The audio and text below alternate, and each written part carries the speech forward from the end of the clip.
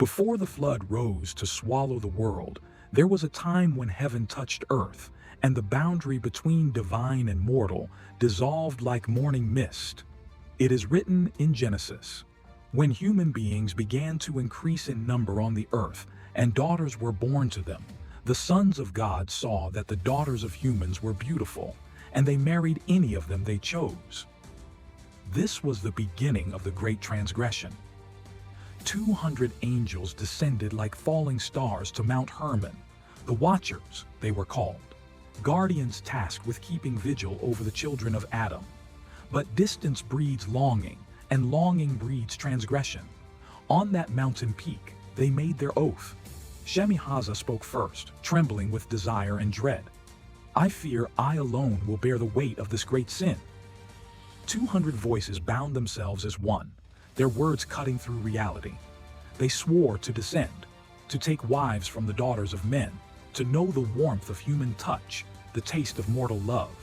They had watched for so long, watched humans build fires against darkness, watched mothers sing to children, watched lovers meet beneath olive trees at dusk.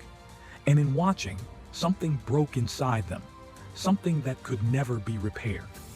When their feet touched earth for the first time since the world was made, the ground trembled.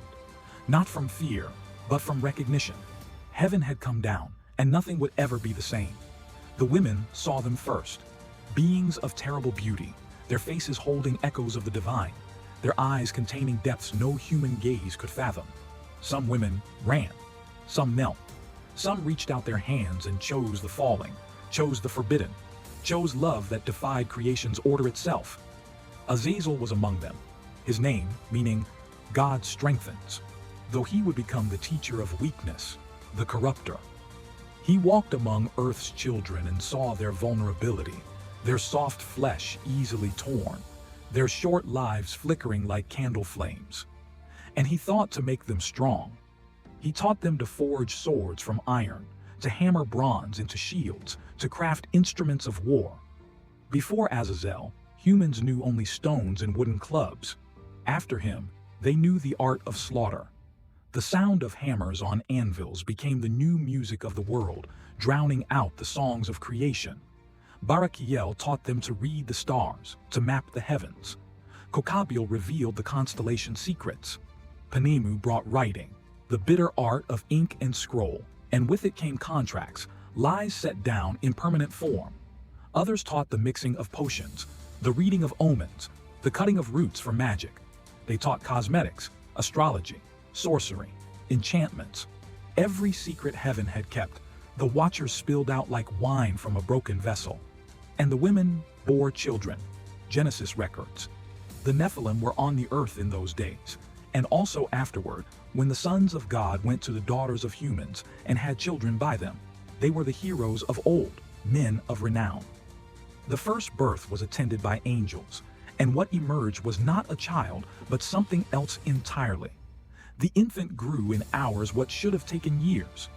By the sun's setting on its first day, it stood taller than its mother. By the second day, it towered over its father. By week's end, it was a giant, 30 feet tall and ravenous. They were called the Nephilim, the fallen ones, the mighty men of old.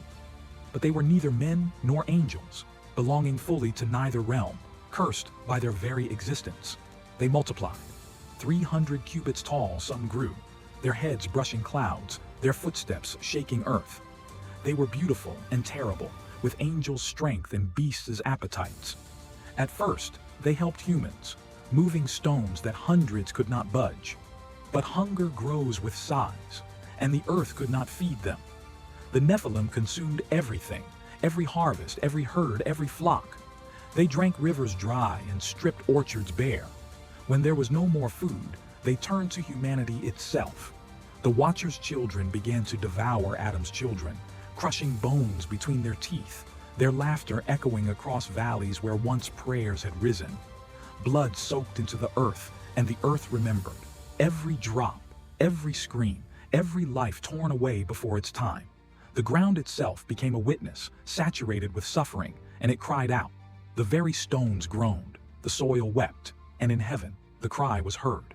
4 voices rose before the throne of the Most High: Michael, captain of the heavenly host; Gabriel, the messenger; Raphael, the healer; Uriel, keeper of mysteries. They spoke as one. The earth cries out, creation itself is unmade. The Watchers have corrupted everything. The Nephilim consume and destroy. Humanity drowns in blood and forbidden knowledge. And the voice that formed the stars spoke judgment.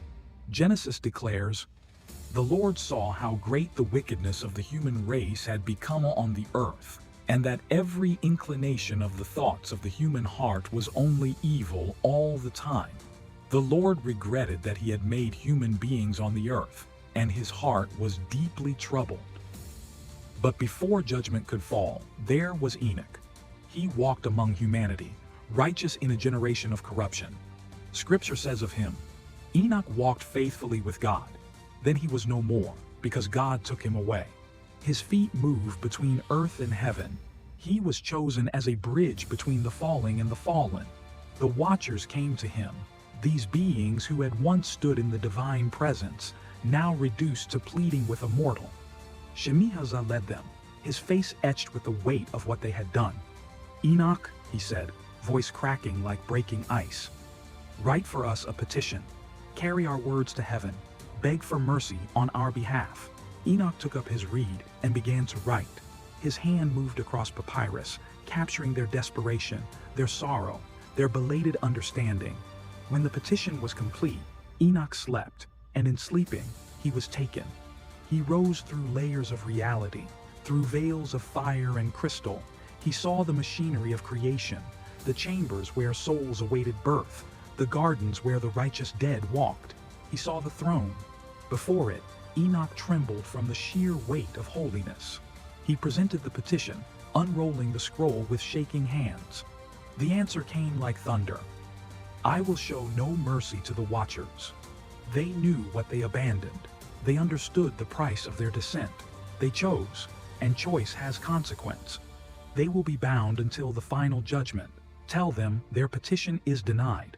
The Nephilim will find no peace, not in this age nor in any age to come.